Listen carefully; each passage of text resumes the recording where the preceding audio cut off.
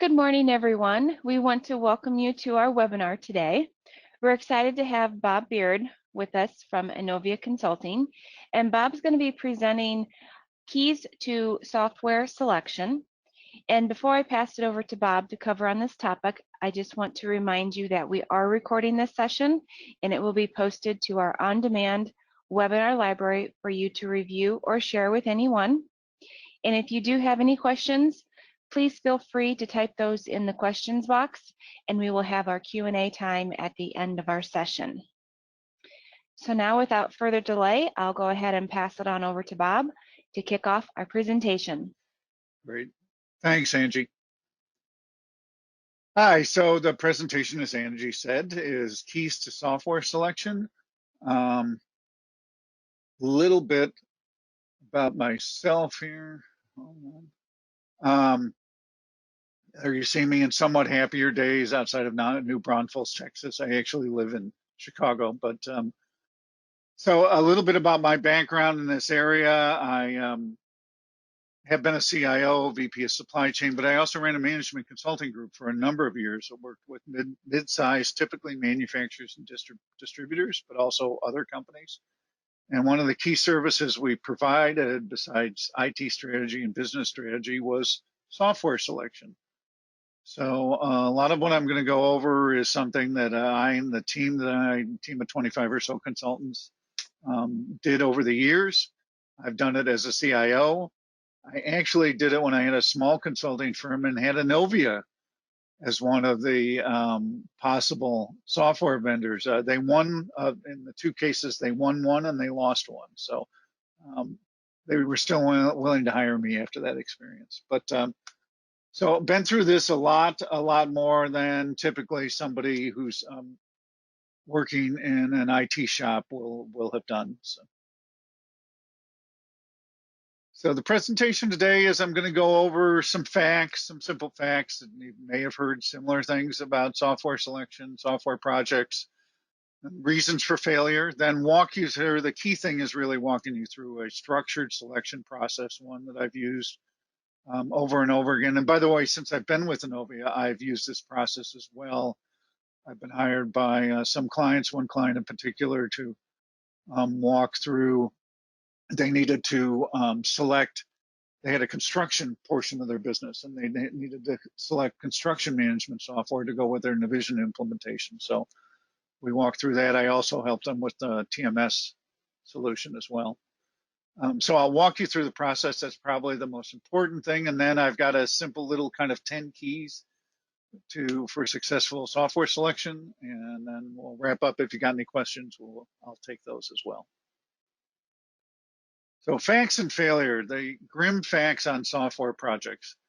So about 31% of software projects are successful. This comes, by the way, from the Standish Group, who I've used for years. They've been around since 1985. They do this annually. It's really one of the core pieces they do, and they also advise people on how to be successful. They've got a lot of good information.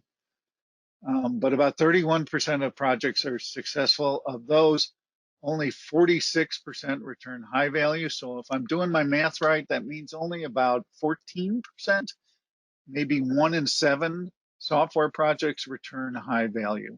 That doesn't mean they're all unsuccessful, but not a great track record. And I've been doing this presentation for quite a while, one form or another, and using the Standish Group stuff. And I will tell you, those numbers have not changed appreciably in the last 20 years. So all of our great methodologies, Agile, whatever, maybe some improvement, but the statistics don't say it's terrific. And when you look at ERP software projects, and I'm not just talking about selecting ERP here, obviously, everybody here is either on Business Central or Nav, but selecting other large systems like a construction management solution is going to be similar to ERP projects. So there's a group called the Panorama Consulting Group that in 2018 did a pretty substantial study, mainly on US, but also on some foreign companies. And only about 66% of those companies had some form of disruption in their operations during their implementation. Now that's the implementation phase, but it says something about the pre-planning and the selection. Majority of the projects took longer than intended, 64% more than the budget. And as a result, and this is an important thing for anybody who's done implementations, frankly, is testing and other related processes can shoot up the project budget to 50% more than what was allotted. So just another fun set of facts. A nice piece of facts is a relatively small percentage. Well, maybe it's not nice. Fail because of the technology selected. And that's from various studies. Most software projects fail because of human or organizational factors, not because, oh, we picked the wrong technology, or and necessarily even sometimes that we picked the wrong system. So with that background, let's talk a little bit more. And these slides, the causes come from, again, from some of the same studies, the standards group, some other people, but also from experience running a team that did multiple software selections, probably a dozen, 2 dozen every year, and for a number of years. So key cause, it's inadequate or missing sponsorship. There's a question of really whose project is this? Often companies don't understand the role of what a sponsor should do. Sponsor, even when you get a sponsor, sometimes you don't get a good job, somebody who does a good job defining and driving the return on investment in the project. That's one of the roles of the sponsor. Another role is holding the project team responsible. And then another role, which often doesn't come through, is providing really proper visibility and authority to the whole project. So sponsorship isn't just somebody who's an executive or a senior manager who raises their hand and said, yeah, I'll be the sponsor. There really has to be a level of involvement and activity. So inadequate or missing sponsorship is a frequent cause of failure. Uncertainty on objectives. You can't get anywhere if you don't know where you're going. And often there's nothing that's measured on the project, either before to set benchmarks or after. So that's, there really has to be a set of objectives that the project is pointed towards, right? Give people a sense of purpose. Another cause is poor project planning and management. There was one project that I kind of took over 2/3 of the way through it, and there really wasn't a methodology, and there really wasn't a milestone. It really wasn't planned out. It was just like, well, we're going to look at these solutions. They were major solutions, and come up with some rough requirements and just see what we think is the best fit. I mean, it was that kind of thing. And there were some other issues with it, but when I took it over, there was just no methodology. There weren't defined roles or responsibilities. There are no roles and responsibilities. There's no accountability for the selection. There's also not a proper management of the scope and the cost of the project. That's ill-defined. And then the change process, often there's not a change process or change management process in place. By the way, these causes of failure are really applied to any project, frankly, but certainly apply to software selection projects. This particular thing in software selection, I often see there's no process focus. There's just this sort of general, well, we need to do things faster, or it takes us so long to do this or do that. And there's not really an analysis of the process that exists, where the issues are, what I refer to as disconnects or issues, problems, inefficiencies are. And there's not really an effort to take a serious step back and look at those and then let those drive the real requirements, right? And that also doing process work around software selection, some form of process work, is a key to building a team for change. Because if people are defined and are engaged in defining the current process, what the problems are and what they need out of a new system, then you will have built a cross-functional team that's going to be engaged in the selection process.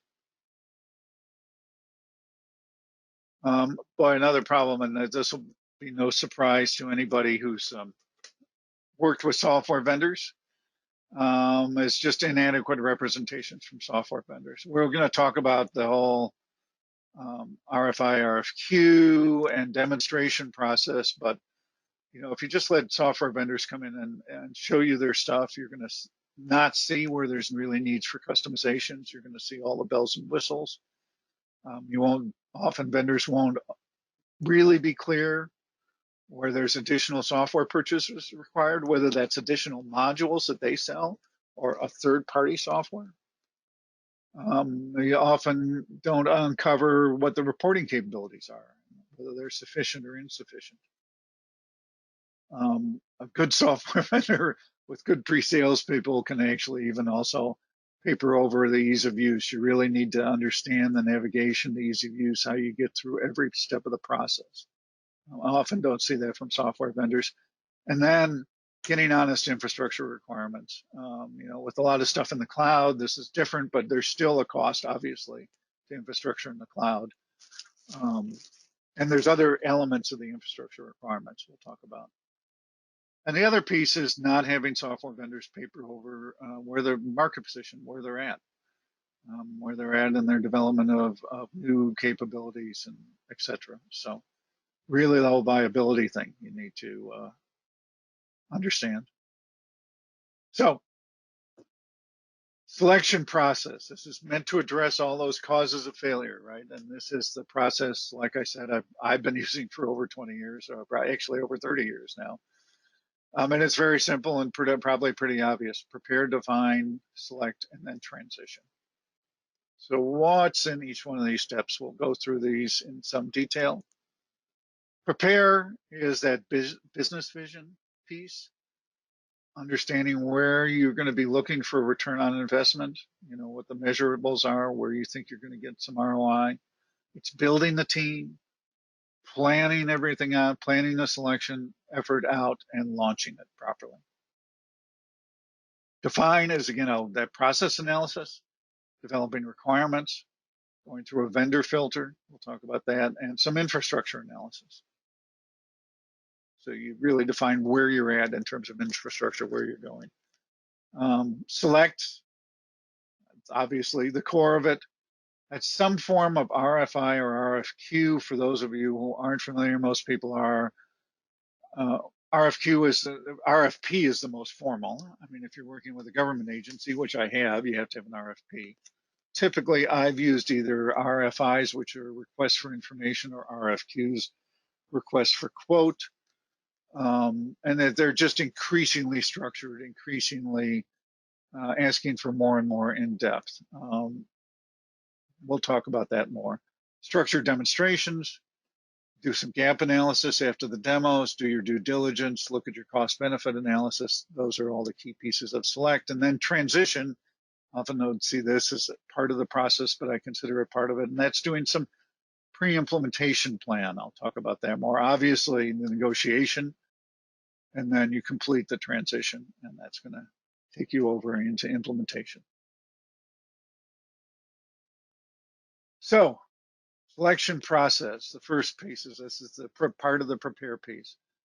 That's the business vision. So obviously the sponsor is going to define this, and you're going to go over it with the team. If you're looking at what the demands of the market, what the strategic requirements are, really think of what your customers need, the area that the software is addressing, what it's really going to address. And then this needs to be in sync with your overall business strategy and your strategy execution timetable. That's another important thing that needs to be capped because it sets the time frame for all of this. If you're going to, let me take the construction management selection. The business had a construction division, and that construction division had suddenly had a growth spurt and was now considered strategic to the business. So there was really a timetable when the selection process had to be done and a timetable when the implementation needed to be done to fit a lot of things that were going on in terms of building out that whole division. So you have to make sure all that's clear. Sometimes it's not as big as what I just described, but you need to have that part of the business vision.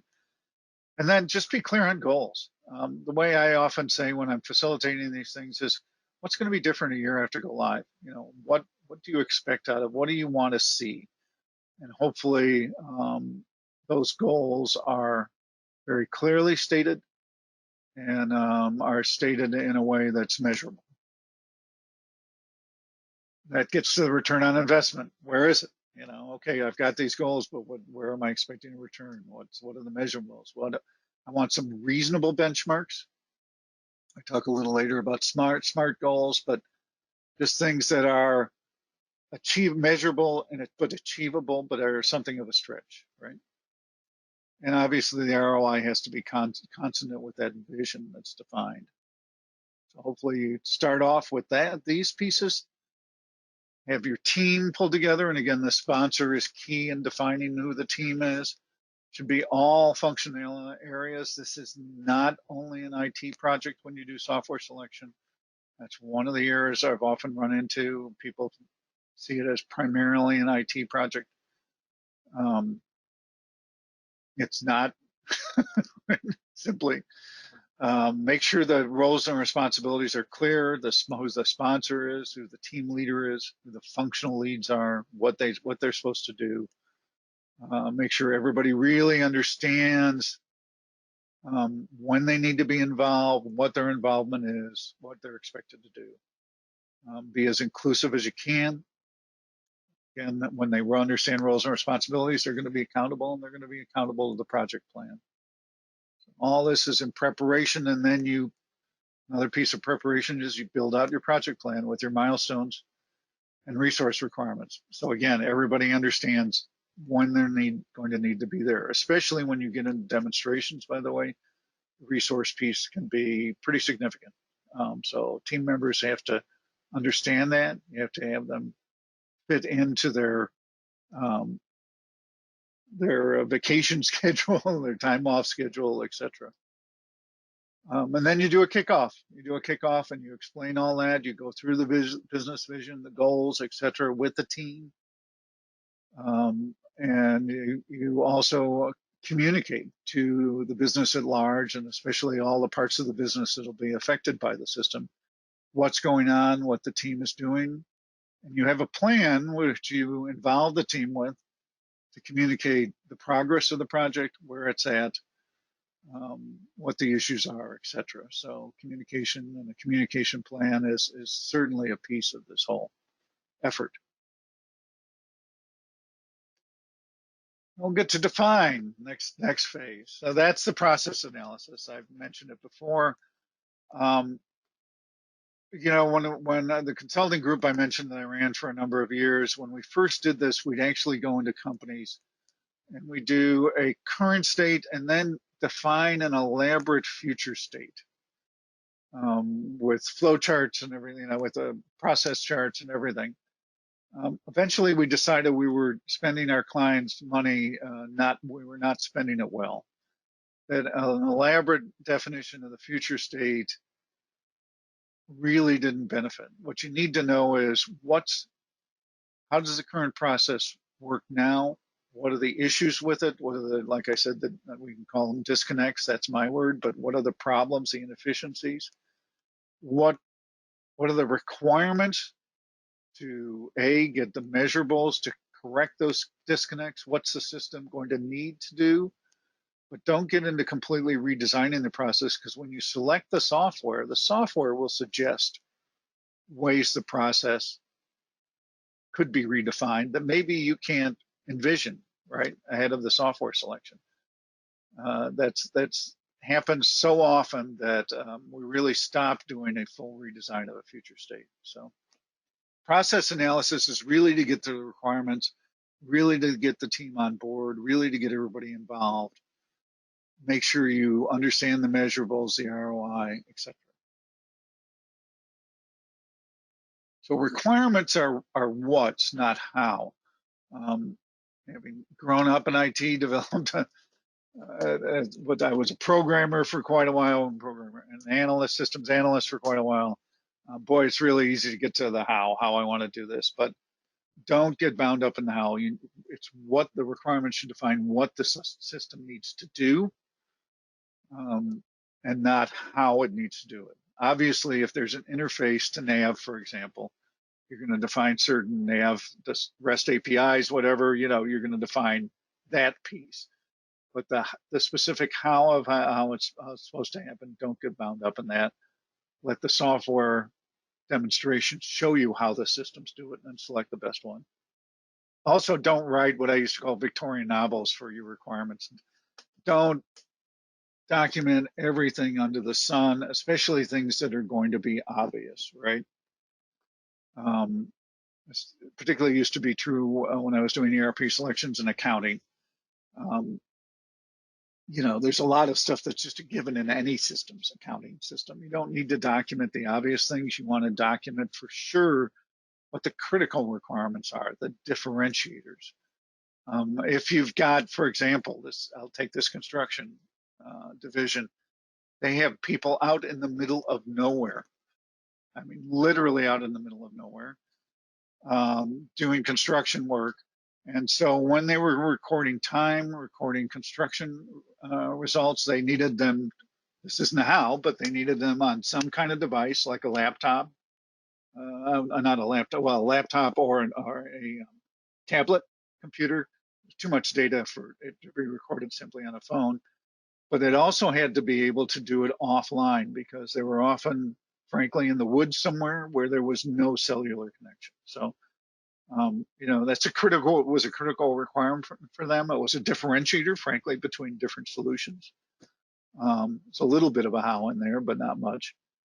So you need to make sure you get all those requirements. And then obviously the requirements should be aligned with the vision and the ROI. It probably goes without saying. You go through what I call a vendor filter. So somebody needs to, get on the internet, talk to other people, maybe talk to other companies in similar situations, however you're going to do your research, and define the probable universe. Consider, by the way, depending on the solution, both best of breed and integrated solutions. Once again, I'm going to use because it's recent, the construction software. So there were some integrated solutions. There was one piece that actually was an ISV then integrated into nav. There were other solutions that were really just for construction management that were designed to integrate with back-end accounting systems. And there were other solutions that had their own integrated solution, right? Accounting solution. So the question was, do we take the integrated with their own accounting solutions and consolidate that accounting into nav? I mean, there were a lot of possible. So we looked at all those. And the probable universe you have might include both best of breed and integrated. When you review these, you obviously use knowledgeable sources, but get this down to the vendor filter down to a short list. Don't look at 20 different solutions. It's just too much to manage. It's going to be a tremendous waste of time. These are the people you're going to want to, get basic information from, do some initial stuff and some initial filtering. My bias, and I hate to say it, is use significant vendors. Only stray knowingly. I have included startups in vendor selections. But if they're a startup, I want to know they're things that are close to a startup. I want to know they're well funded. There has to be a reason that maybe their technology is truly state of the art, but based on solid technology. There's a lot of reasons why you work with smaller firms or startups, but in general, I say try to stick to significant vendors. Don't get starry-eyed about somebody who's got a real cool idea, right? That's my bias. Other people may not agree. And technology is only one of the guiding criteria. So don't make technology just like it's not purely an IT project. Don't make technology or technology based just the sole criteria, right? Be open to maybe some other technologies you want to just look at and see how they might work.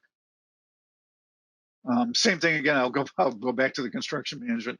was a bias towards things that were SQL server based, that were on the Microsoft universe, but we looked at things that were Oracle based. I mean, there was no reason to exclude those because they could talk to NAV, right?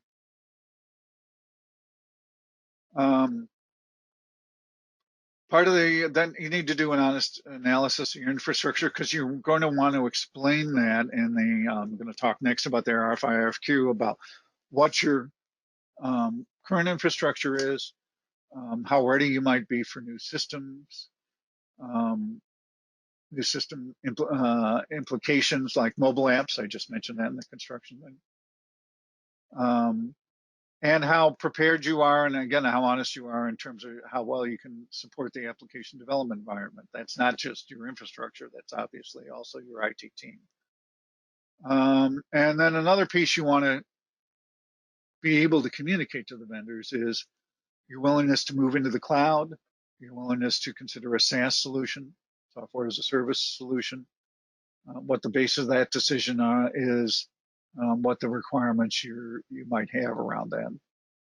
Again, all that is just doing some analysis so you can communicate it to the vendors so they can react and say how they'd work into your current infrastructure and what the implications of their solutions might be. So now we're in select. This is the RFI RFQ, and that's intended to make that short list shorter.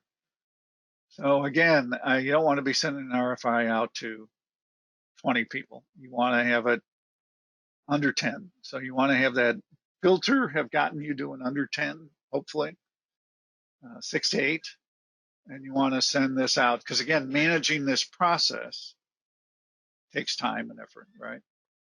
You want it structured for quality, responses, no Victorian novel again, write up basic data, tell them what the business goals are,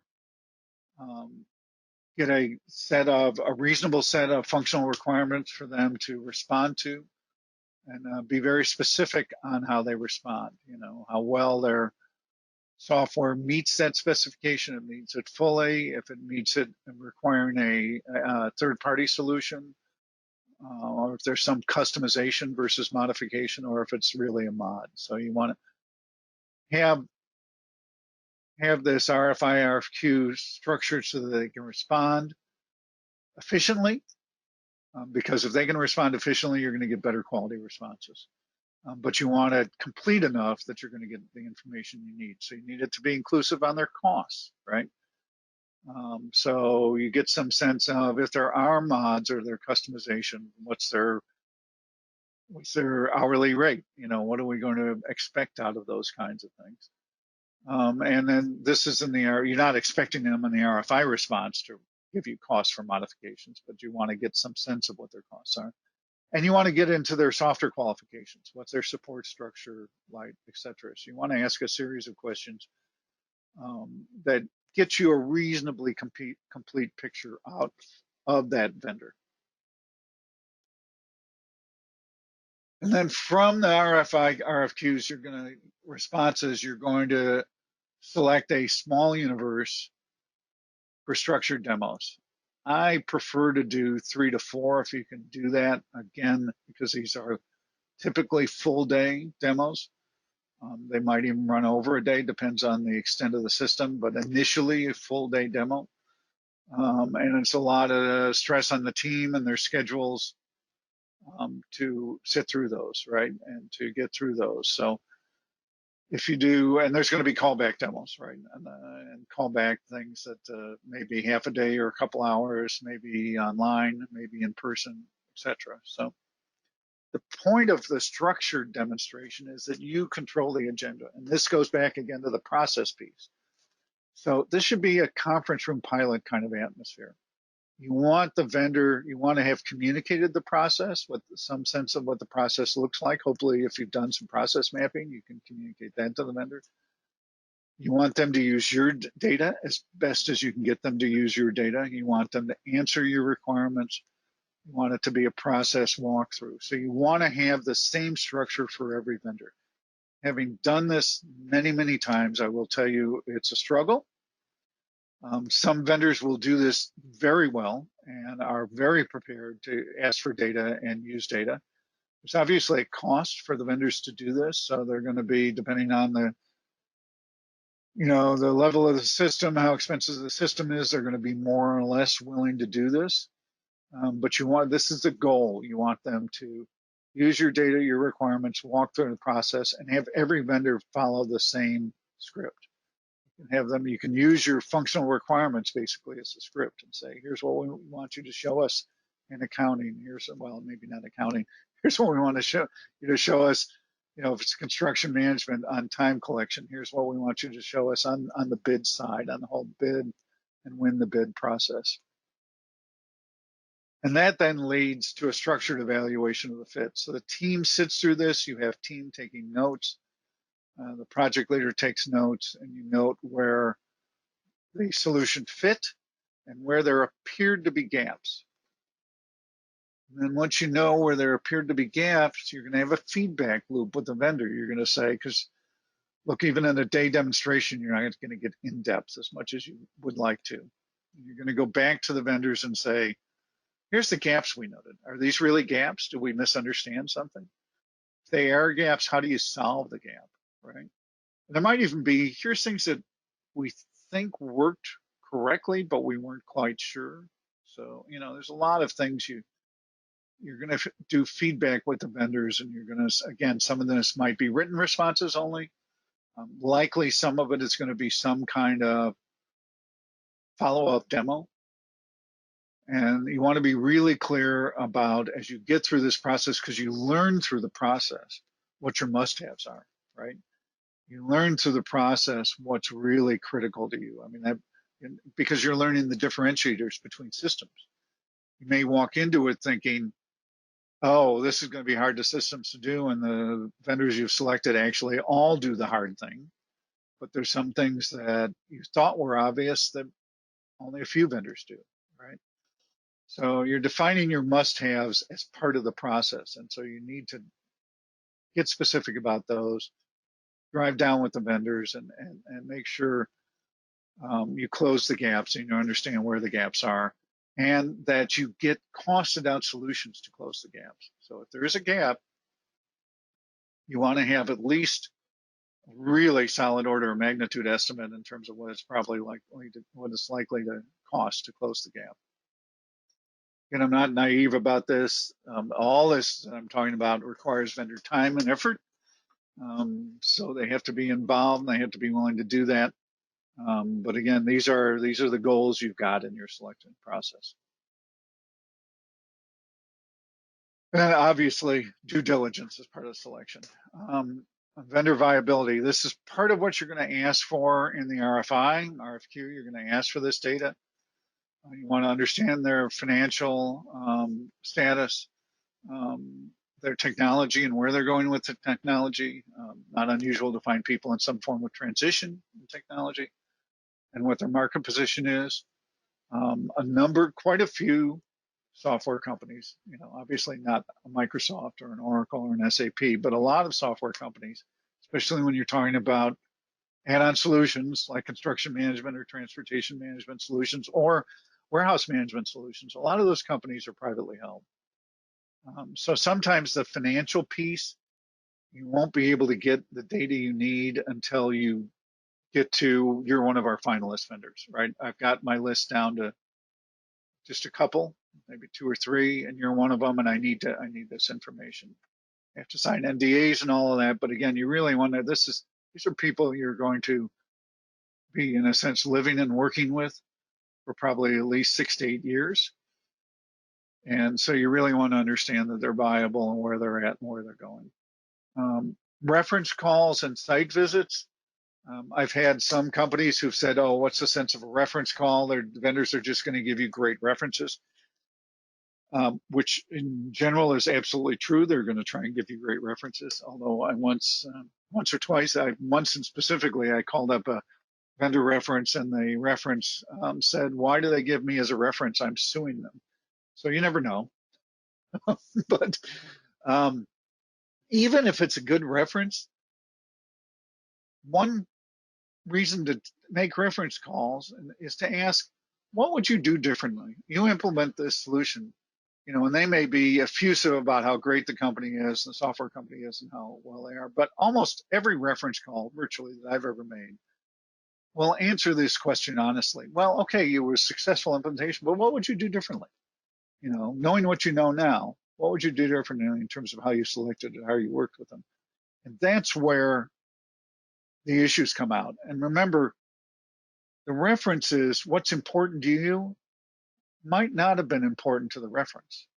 So often you find out when you do reference calls or site visits that important functionality for you isn't an issue, maybe doesn't work so well, isn't an issue for the reference, and they love the software, but would be an issue for you. So again, be pretty structured. But again, that question I think is a real key question to ask. And another way about doing due diligence is obviously user groups. If you can somehow get involved, go to a user group meeting, get involved with the user group in some way. A lot of user groups are open, and user group heads are open to having people who might be members talk to them and talk over things. So it's another place to look for your due diligence. And then do some kind of cost benefit. So plug this into your ROI. You're going to have now you're going to have all the costs, right? Or a reasonable estimate of the costs. And you can plug this in. Don't do a 10-year ROI. The average system life is 6 to 8 years. I hate to say that. I know there are a lot of people that have been on, they have 20 years or more at this point. But that's still the average system life, and I think it's still the average ERP system life, believe it or not. Include, by the way, the life cycle cost, the effect on staffing. The new software may require, in fact, likely will require either new internal skills or new or really bringing somebody on board that can handle the technology and handle this system. Just supporting a significant system like construction management solution or a transportation management solution or a warehouse management solution can be different. Will require different skills. And if you're going to outsource that, then you need to have that part of as your life cycle cost. Then the other thing to note really in this is also what the soft benefits are when you're looking at cost benefit analysis. And that's really how this might position you to do other things, right? One thing I find, and this kind of speaks to the whole process of selection, and again, back to why you don't define an elaborate future state, is as you go through and select software and go through the features and functionality, you're going to find out things that you didn't even have a functional requirement on, but the software does well. I'll give you an example in the construction management. We weren't, this company also had a lot of equipment and had basically in a separate kind of equipment division. There's been some restructuring since then, but there were no requirements around the equipment management, about around that. Well, it turned out a couple of solutions we were looking at had equipment management capabilities. We almost developed another set of requirements and started looking into those and went, oh my gosh, this thing can enable managing this expensive equipment that's shipped all over the country and used all over the country in a much better manner. And it was a separately priced module, but it's really part of the same technology and module. So it's not necessarily a soft benefit, but it was not something anticipated. But there are soft benefits that you need to look at as well. Anyway, then the transition. Sometimes people won't have this as part of the selection process, but I've always considered an important part of a selection process, and that's kind of doing a pre-implementation plan. So what you want coming out of this when you're looking at vendors is you want as part of their final proposal is what's the implementation plan look like? Again, strategic timetable, construction management solution. Okay, we've done the selection. We're on time with that. We need to implement this within, I'll just say a 6-month time frame. It's roughly a 6-month time frame. So how are you going to do that? What's your What's your implementation plan look like? How soon can you start, right? What's your training look like? What's your setup? How are you defining processes? You know, all the things that go with an implementation plan. You want to understand data conversion requirements, technical training. You want to understand how they're going about it, right? That's part of finalizing the selection. So the final responses should have reasonably detailed implementation plan, and also, again, the infrastructure piece. And as I mentioned, infrastructure could be significant.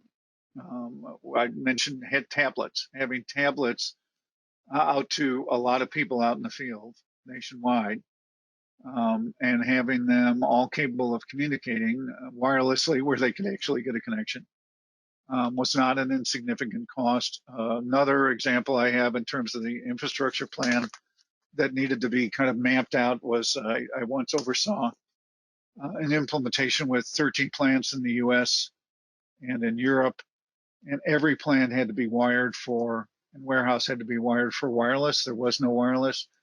That plan alone was a very significant cost because there was no wireless infrastructure in any of these plants.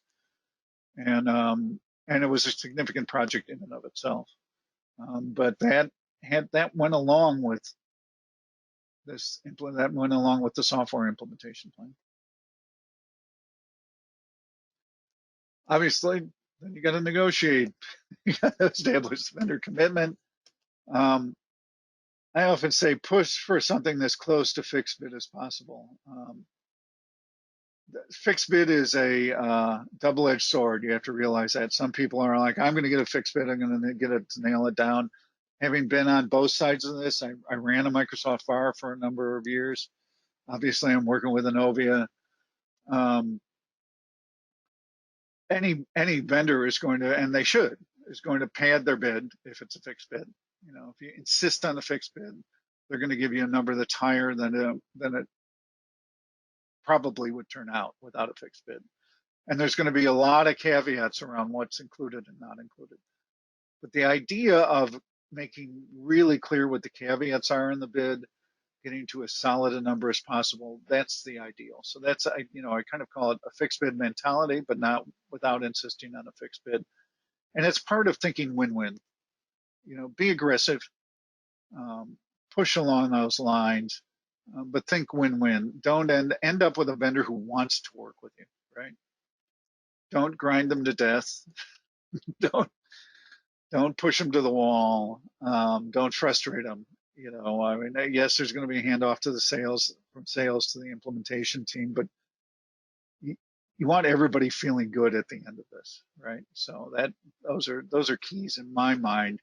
It's my bias in terms of negotiation. And then you complete the transition. So once you've negotiated the solution, you've made the final decision. Then you're going to and told which vendor who's won and who's lost. You complete the transition, so you determine who moves from your selection team to the implementation team. Hopefully, it's a lot of the same people, but it may not be. Well, it should be a substantial portion, but there may be new people who come on board, etc. But then if there's new team members, you need to plan for that knowledge sharing. So you need to think about how do I transition the information and what we've been through to the new implementation team members. And extremely importantly, and frankly, this is part of your due diligence with your vendor. You should ask the vendor, how's that handoff? Let's make sure the vendor hands off from pre-sales to sales to their implementation group. Make sure that procedure is clear and in place. And having said that, I will almost guarantee you it probably won't be. That this is many vendors, not Innovia, of course, but many vendors just fall down in this area. And even when they say, oh, we've got a very clear plan, here's what we do, it is not unusual in my experience to have an implementation team come in and go, oh, you wanted to do that with the software? We didn't know that. That wasn't part of what we developed as a pre-plan. So work as hard as you can to try and clarify that, but I will tell you, it's an area of failing for most software vendors I've worked with over the years. So My quick little 10 keys to success. These should all be obvious from what we talked about. Be as clear and concrete as possible on your objectives. Smart goals. How should things be different a year after going live? Where's that ROI? Don't make it a technology project. Technology staff could manage it, but it really shouldn't dominate. Your technology staffs, I hate to say this to the technology people who may be on this call, their biases and considerations are only one of many requirements. And the technology group doesn't get more voice than the other key functional business groups. It's the people that are going to have to use the system day to day. Technology group is a user and a supporter of the system, so their voices are very important, but the people that use it day to day are as important, if not more important, than the technology team's input. Don't even start without an appropriate and committed sponsor. Please don't. Having said that, I know a lot of people do. Make sure you've got a vision. Make sure there's people that are going to be involved, properly involved. They hold the team accountable. The construction management software thing, we had a really good guy who was involved and held the team accountable, and even was able to switch out team members when we needed to. That's another requirement of a sponsor. At executive level, yeah, they need to be able to make policy decisions, deliver resources when needed. Know your scope, know your constraints. So part of that process piece is know what you're looking at, have that defined, manage the scope. When you're considering it, manage the scope. Don't have one vendor have one scope and another vendor have another scope, right? And any changes to what you're going to look at, like when I said we suddenly started looking at equipment management, the sponsor agreed. The team and the sponsor said, you know what, there's just too much of an opportunity. We're going to include that now. And be honest, not only with yourselves, but with the vendors on what your constraints are. Be honest, and obviously the financial is number one, but time, right? Be honest with your time. And that's time means not only the time you need to get the system in place, but also the available time of your team. So be honest about all those things. And any constraints in terms of technical. What I've just been talking about, just have a really clear selection process and stick to it. And by the way, communicate it to the vendors. The vendors are going to want to know how you're going about this, right? So you don't have to show them a full project plan, but you need to explain the process to them. Make sure the team roles and responsibilities are understood. If you don't have project management skills, get them, acquire them, however you acquire it. Put it in writing. I used to have a friend that I worked with, consulting, who said if it's not in writing, it doesn't exist. So make sure things are put down in writing. Things are communicated to everybody, the sponsor, the team, the vendors, right?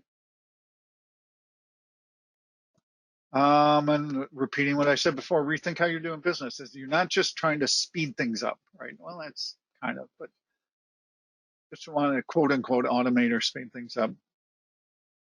Rethink how you do a process and why you do certain steps and then as you learn through some of the software, maybe how you might do things you didn't even imagine you could do in a different way. By the way, a lot of these vendors, especially if you're looking for add-ons and NAVs, warehouse management vendors, transportation management solution vendors, construction, not everybody uses construction management, but a lot of these vendors have a lot of knowledge of that industry and can recommend process and tell you they can recommend best practices. So be open to that. Again, that's another reason why not to get too locked into a future state definition. So be open to that as part of the process, rethinking how you're doing the business. Be really rigorous on that gap analysis. Avoid solutions that require modification. We all know the line about NAV and Business Central. Good news is it's easy to modify. The bad news is it's easy to modify. Anybody who's been involved in this knows what that means. But the important thing in selection is be rigorous on that gap analysis and identify where there might be modifications required. Know that those infrastructure, I mentioned this before, it can be very costly. Know the implications. Don't ignore those. I have some people, in fact, when I took over that 13 plant project, it had been stalled for a while. And one of the things they really didn't do was look at the RF piece. They had no RF plan. So one of the first things we did was just develop a plan for selecting that and understanding what that was and what the implications were from their selected solution in terms of warehouse management. So understand that, make that an integral part of the whole plan. Define all your costs up front, avoid fuzziness around services, understand all the services required, data migration, whatever, just make sure it's really clear. And consider, in some cases, risk sharing arrangements. Where there's significant mods that have been made, sometimes people get into some risk sharing things and say, well, if you can complete this significant mod in this time frame for this cost, we'll add a 10% or 20% bonus. If you don't, then right, we're gonna get this cheaper than what you're quoting us. So I've seen those things work. Again, win-win, fixed bid mentality.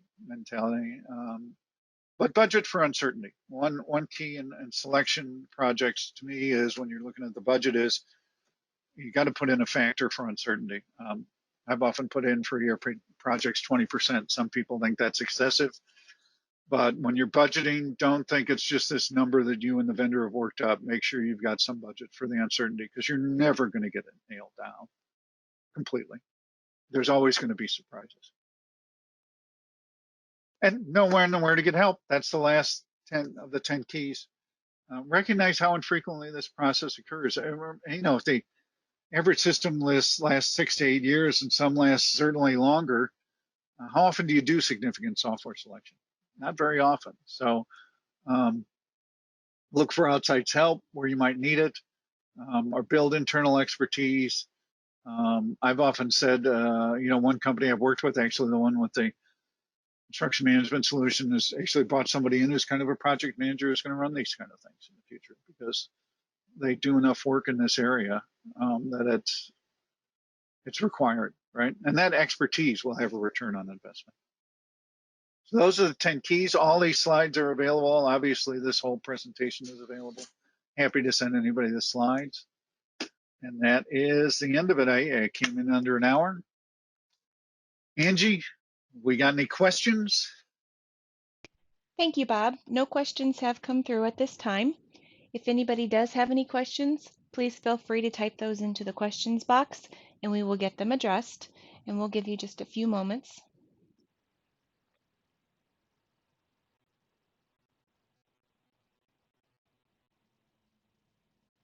All right, Bob, nothing has come through, so I think you did a very good job on your presentation.